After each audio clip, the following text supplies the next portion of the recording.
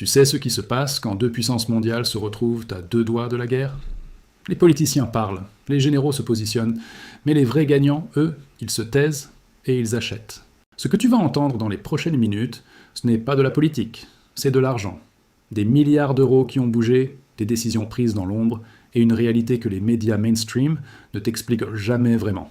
Parce que derrière chaque crise géopolitique, il y a une mécanique financière que très peu de gens comprennent. Et aujourd'hui, on va décortiquer ça ensemble. Accroche-toi, parce que ce que tu vas découvrir va peut-être changer ta façon de voir l'actualité pour toujours. Imagine un minuteur, pas une métaphore. Un vrai compte à rebours diplomatique avec une échéance fixée, une menace militaire posée sur la table et une région entière qui retient son souffle. C'est exactement ce qui s'est passé récemment avec la tension entre Washington et Téhéran. Et officiellement, tout le monde a parlé de missiles, de diplomatie, de cessez-le-feu. Mais pendant ce temps-là, en coulisses, une autre histoire se déroulait. Celle des marchés, celle des flux financiers, celle de gens qui ont fait des fortunes colossales, précisément parce qu'ils savaient quelque chose que toi et moi, on ignorait encore. Alors la vraie question, celle que tu devrais te poser dès maintenant, est-ce que tu faisais partie de ceux qui subissaient l'information ou de ceux qui l'utilisaient? Commençons par poser les bases. Quand une crise de cette ampleur éclate entre deux acteurs aussi stratégiques que les États-Unis et l'Iran, ce n'est pas juste une affaire de frontières ou de discours politique, c'est une bombe à retardement économique. Et le premier domino qui tombe, c'est toujours le même, le pétrole. Le détroit d'Ormuz, tu en as peut-être entendu parler. C'est un passage maritime minuscule sur la carte, mais c'est là que transite environ 20% de tout le pétrole mondial. 20%. Une seule région, un seul point de tension. Et c'est la planète entière qui tremble. Les prix à la pompe en Europe, les coûts de transport en Asie, les marges des entreprises industrielles partout dans le monde, tout ça, ça dépend de ce qui se passe dans ce petit détroit. Alors quand les nouvelles d'un possible conflit armé ont commencé à circuler, les traders pétroliers n'ont pas attendu. Les prix ont bougé, les options sur les contrats à terme ont explosé. Et ceux qui avaient anticipé ce mouvement, même de quelques heures, ont empoché des gains que la plupart des gens mettent des années à accumuler. Est-ce que tu réalises ce que ça veut dire concrètement? Pendant que toi, tu regardais les informations en te demandant si une guerre allait éclater, d'autres personnes transformaient cette incertitude en profit. Et ce n'est ni illégal, ni immoral, c'est juste de la connaissance financière appliquée. Et c'est exactement ce que cette chaîne est là pour t'apprendre. Mais revenons aux faits. Le cessez-le-feu est annoncé. Brutal, inattendu, sans montée progressive visible. Et là, quelque chose d'intéressant se produit sur les marchés.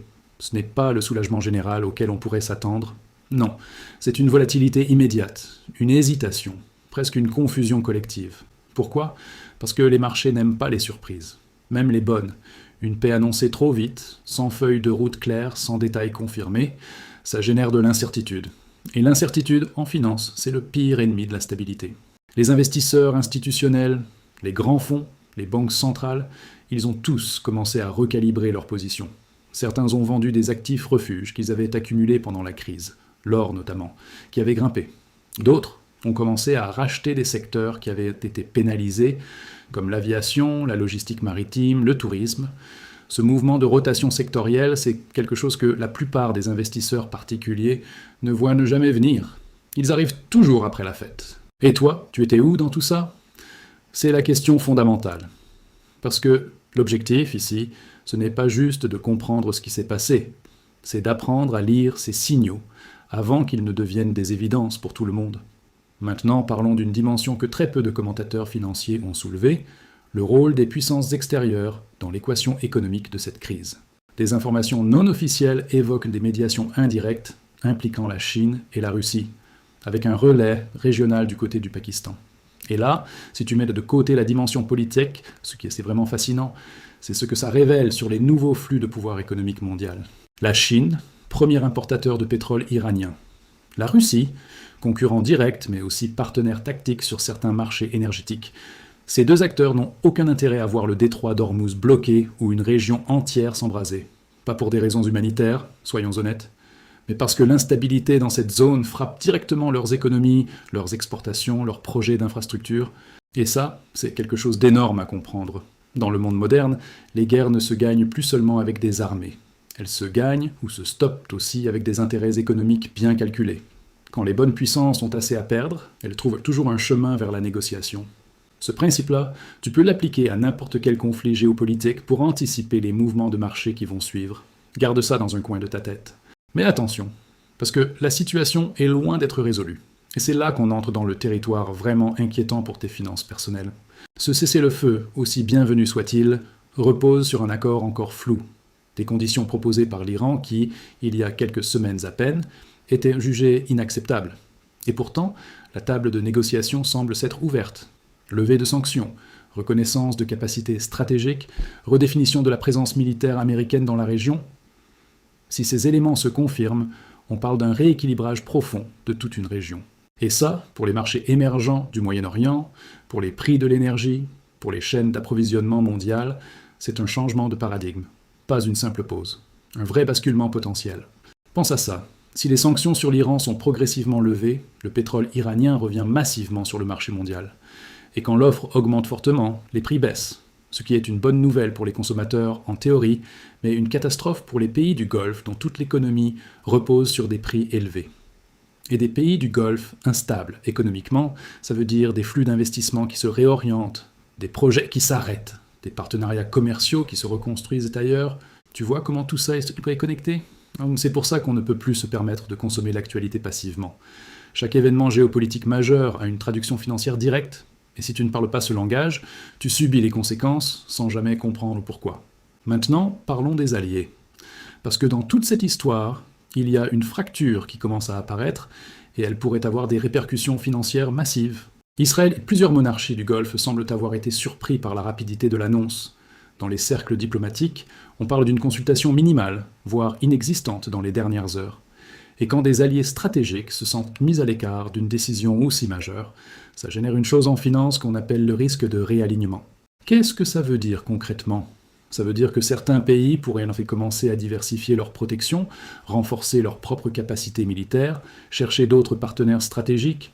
Et chacune de ces décisions a un coût, des appels d'offres gigantesques dans la défense, des contrats de construction d'infrastructures, des déplacements de capitaux vers de nouveaux partenaires commerciaux. Pour un investisseur informé, ces signaux sont de l'or. Pour quelqu'un qui ne suit pas ces dynamiques, c'est juste du bruit dans l'actualité. Est-ce que tu commences à voir la différence entre regarder l'info et lire l'info ? C'est exactement cette différence qu'on cultive ici, ensemble.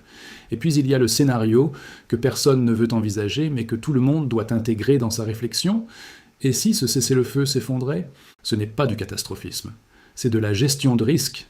Des experts évoquent des incidents isolés, des drones, des frappes indirectes dans les premières heures suivant l'annonce.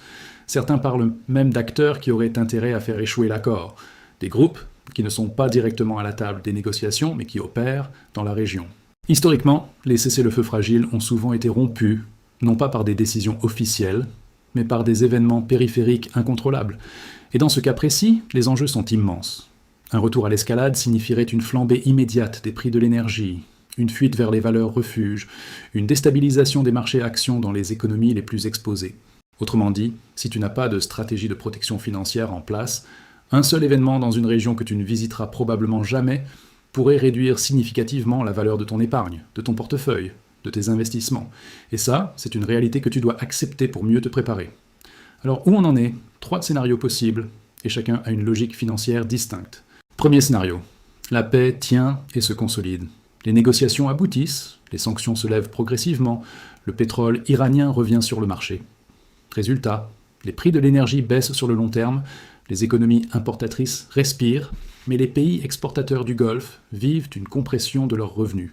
Les secteurs à surveiller, les énergies renouvelables qui deviennent encore plus compétitives, la logistique internationale, le tourisme régional. Deuxième scénario, la crise reprend, tout remonte. Pétrole, or, valeurs défensives, les secteurs exposés aux chaînes d'approvisionnement mondiales souffrent. L'inflation fait un retour inquiétant dans les économies déjà fragilisées. Troisième scénario, et c'est peut-être le plus profond, un basculement géopolitique progressif.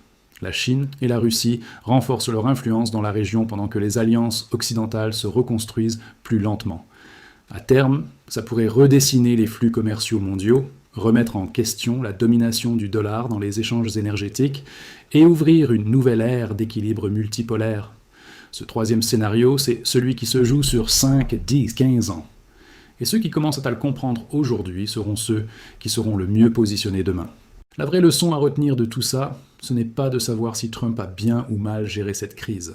Ce n'est pas de choisir un camp dans un conflit géopolitique. La vraie leçon, c'est celle-ci.